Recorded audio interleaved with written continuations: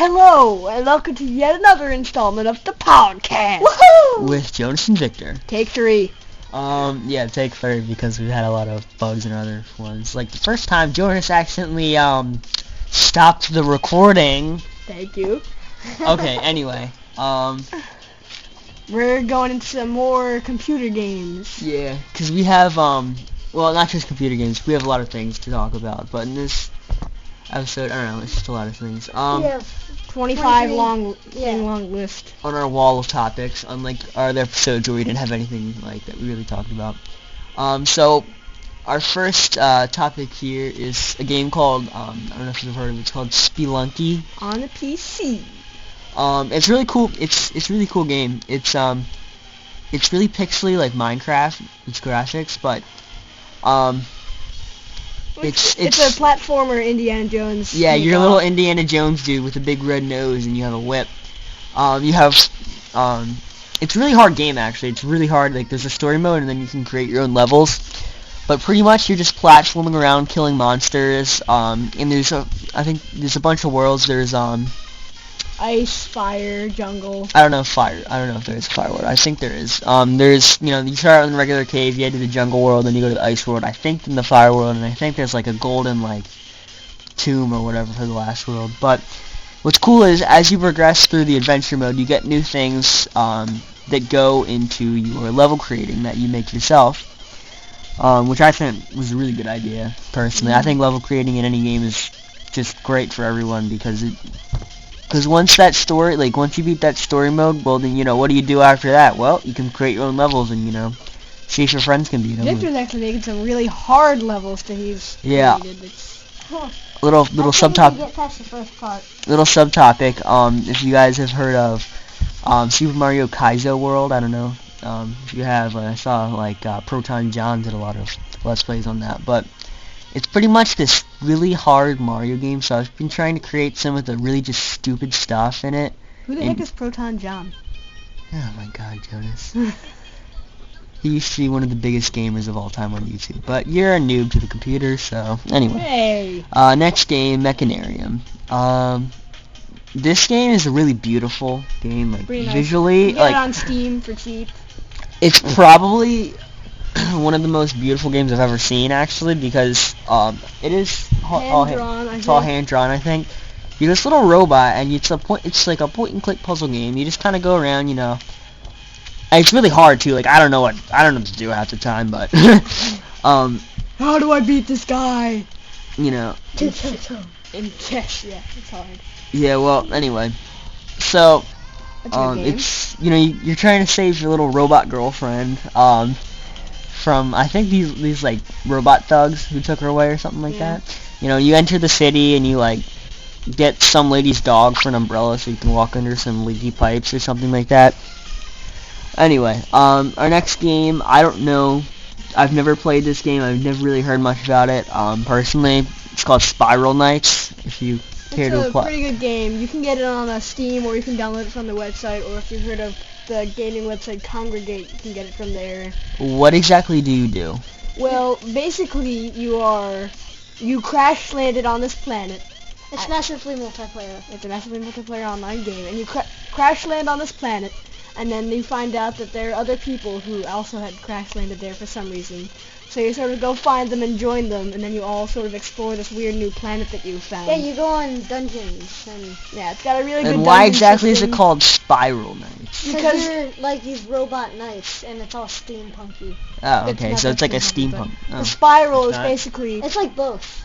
The ground beneath you is always shifting because there's cogs below it, so whenever you go through a dungeon, it's never the same because it's always shifting. So it's always different whenever you go through there, but it's called the spiral because one run through is never the same, and it's just pretty cool. Oh, that's really interesting, actually. So here's another game. I have no idea what you're talking about. Like these 3 here, I've never even like heard of much about them. Oh well. This NDFSP World. Forget the numbers. This is a game that my friend had told me about. It's called Need for Speed World. Oh. It's like one of the coolest looking computer games that I've ever played. It is like a super realistic car simulator However, it's not like a lame car racing, oh my god, Mario Kart 7. It's like you go around the city and you like participate in like street races while running from the cops. But it's pretty fun because if you smash into a police car by accident, then you get into a massive high-speed chase throughout the country. So it gets kind of crazy, but it's pretty fun and it looks really cool. So. Well. And it's free. I hate car games and racing, except for Mario Kart. 7. And last one. Well, I guess not last one because we've only covered. This will be our 5th topic, and we've only covered like a little bit more than half our podcast here. Puzzle Pirates. Yes, this is a game I had never really heard about, but I was looking up free MMO games on Steam. I don't like this game. I hate it so much. I despise it. Well, tell us a little bit about it. Well, for those of you who like the little puzzle games that are sort of like Tetris and like matching and like thinking puzzles and stuff, Puzzle Pirates is a game for you.